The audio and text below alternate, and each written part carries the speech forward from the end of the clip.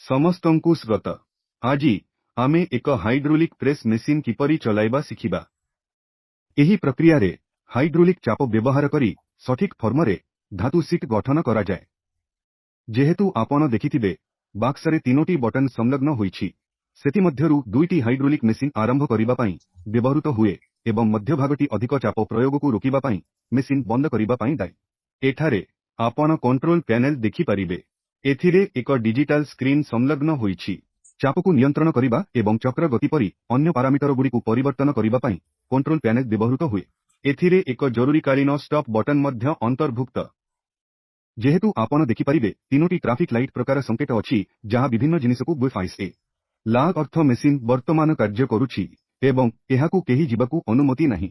हळदिया अर्थ धरी रखिबा किंबा अपेक्षा करिबा। सबुज अर्थ हेउछि मेसिन कॉइनिनसी प्रकारर कार्य नाही एवं एहा निकटकु जाई धातु सीट लोड करिबा निरापद अटे।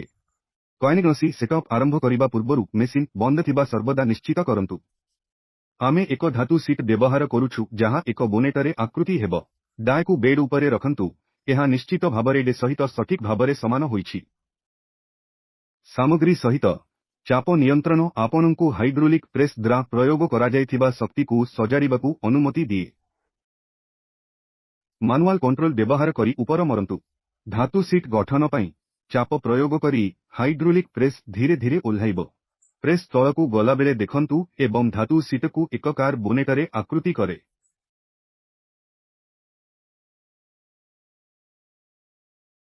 थरे दबाइबा चक्र संपूर्ण होई गले प्रेस संचालित भावरे प्रत्याहार करिबो।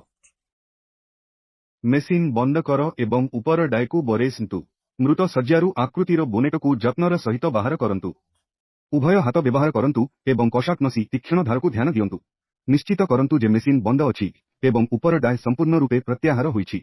एहा आपनंकु समाप्त उत्पादकु सुरक्षित प्रवेश प्रदान करिबो।